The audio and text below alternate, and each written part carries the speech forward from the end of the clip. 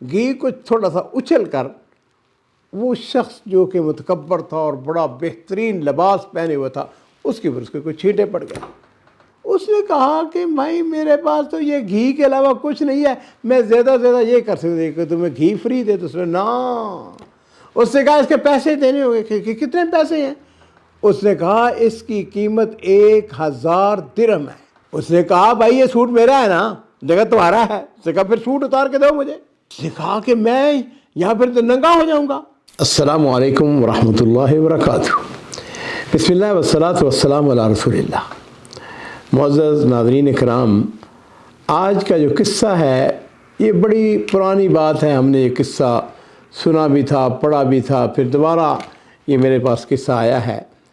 میں اس کے بارے میں یہ نہیں کہہ سکتا ہوں کہ یہ واقعتاً 100% قصہ صحیح ہے یا نہیں ہے، درست بھی ہو سکتا ہے اور شاید کچھ لوگ اگر اس کے اوپر اعتراض کریں، لیکن اس کے اندر بہت سارے میرے لیے اور آپ کے لیے اور سامعین جتنے بھی ہیں ان کے لیے درس ہیں۔ اور اصل میں ان واقعات کو بیان کرنے کا مقصد بھی یہی ہوتا ہے کہ آدمی اپنی اصلاح کرے۔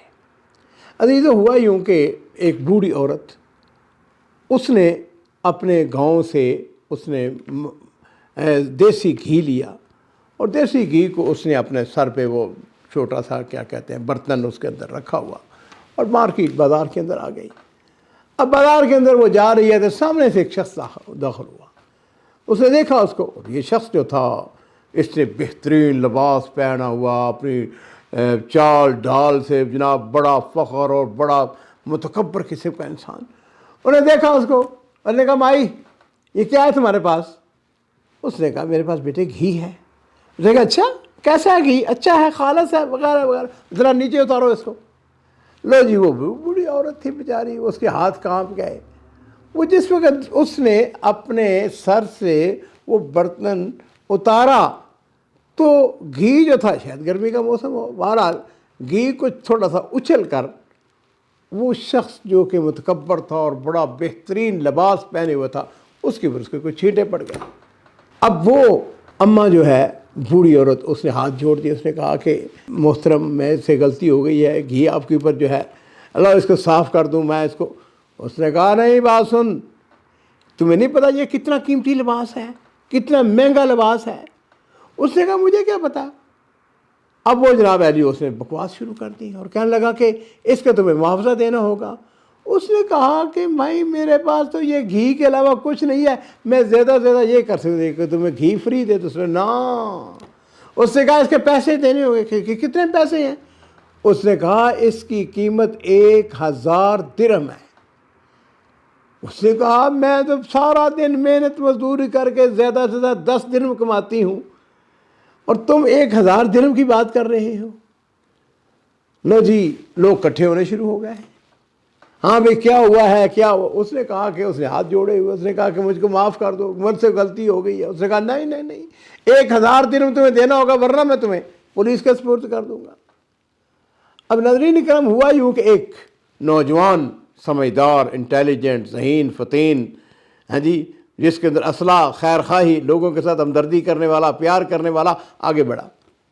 اس نے کہا بھائی کیا ہوا ہے، کیا مسئلہ ہے؟ اس نے کہا کہ اس نے میرا سوٹ خراب کر دیا ہے تو میں اس سے اس کا معاوضہ مانگ رہا ہوں۔ اس نے کہا کتنا معاوضہ مانگ رہے؟ اس نے کہا 1000 درہم۔ اس نے کہا اس سوٹ کی قیمت کتنی ہے؟ اس نے کہا 1000۔ اس نے کہا اچھا یہ بتاؤ کہ اگر تم کو 1000 درہم میں تمہیں دے دوں تو یہ سوٹ جو ہے ایک، اس نے کہا تمہارا سوٹ ہو گیا یہ۔ اس نے کہا اچھا یہ بات تو کوئی بات نہیں ہے۔ اس نے کہا لوگوں بات سنو، لوگ اکٹھے تھے کافی سارے۔ اس نے کہا کہ یہ کہہ رہا ہے کہ یہ میں اگر اس کو 1000 درہم دے دوں تو یہ سوٹ کس کا ہوگا؟ اس نے کہا تو وہ سوٹ تمہارا ہو جائے گا۔ اس نے کہا بسم اللہ۔ لو جی، اس نے 1000 درہم نکالا اور اس متکبر شخص کے اس کو حوالے کر دیا۔ اب اگلی بات جو ہے وہ سننے والی ہے۔ اس نے کہا بھائی لوگوں یہ سوٹ کس کا؟ اب لوگوں نے کہا تمہارا ہے۔ اور اس نے کہا میرا سوٹ دو، مجھے سوٹ دو۔ اس نے کہا کیا مطلب؟ اس نے کہا بھائی یہ سوٹ میرا ہے نا، جگہ تمہارا ہے۔ اس نے کہا پھر سوٹ اتار کے دو مجھے۔ کہا اتارو گے؟